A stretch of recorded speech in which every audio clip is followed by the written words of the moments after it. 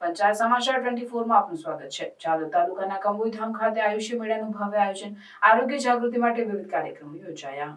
ઝાલોદ તાલુકાના કંબોઈધામ ખાતે તાલુકા કક્ષાના આયુષ્ય મેળાનું ભવ્ય આયોજન કરવામાં આવ્યું। આ મેળામાં આયુર્વેદ, યોગ, હોમિયોપેથી અને યુનાની પદ્ધતિઓના પ્રદર્શન સાથે આરોગ્ય જાગૃતિ માટે વિવિધ કાર્યક્રમો યોજાયા।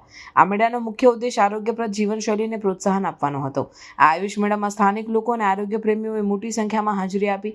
યોગ સત્રો, આયુર્વેદિક દવાઓના પ્રદર્શન અને આરોગ્ય ચકાસણી કેમ્પ જેવા કાર્યક્રમો આ મેળાના મુખ્ય આકર્ષણ રહ્યા।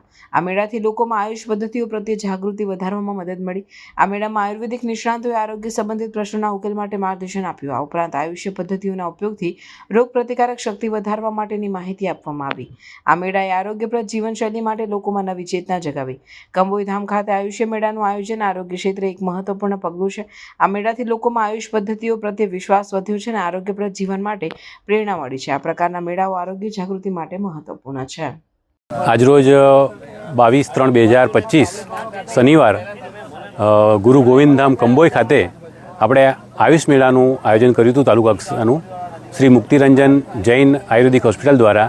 તેમાં કાર્યક્રમના અધ્યક્ષ તરીકે આપણા ઝાલોદના માન્ય ધારાસભ્ય શ્રી મહેશભાઈ ભુરિયા સાહેબે આયુષ મેળાને દીપ પ્રાગટ્ય કરીને એને ખુલ્લો મૂક્યો હતો। સાથે આપણા તાલુકા પંચાયતના પ્રમુખ સુમિત્રાબેન વસૈયા પણ હાજર હતા અને એમણે પણ આયુષ મેળો વધારેમાં વધારે લોકો લાભ લે એના માટે લોકોને અપીલ કરી હતી।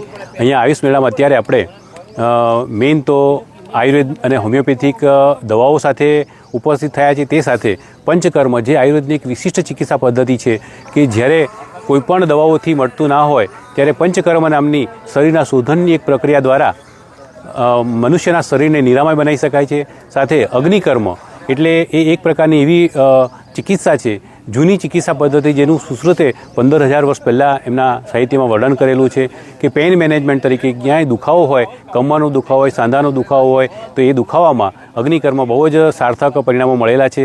આ સાથે જ જિલ્લાના સરકારી તંત્ર દ્વારા ડેન્ટલ સર્જન પણ અત્યારે અહીં ઉપસ્થિત છે।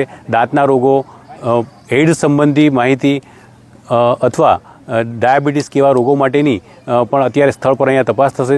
જિલ્લા ક્ષય કેન્દ્ર દ્વારા અત્રે વાન ઉપસ્થિત છે અહીંયા કે જેના કારણે સ્થળ પર જ જો શરદી, ખાંસી કે ટીબીની સંભાવના જેવી લાગતી હોય તો સ્થળ પર જ એને એક્સરે થઈ અને એનું નિદાન થઈ શકે છે।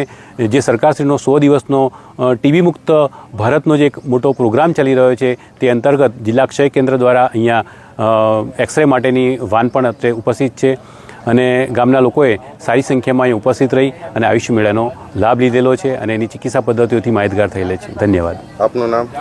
હું વૈદ્ય ચંદન આર બામણ, વૈદ્ય પંચકર્મ મુક્તિરંજન આયુર્વેદિક હોસ્પિટલ લીંબડી।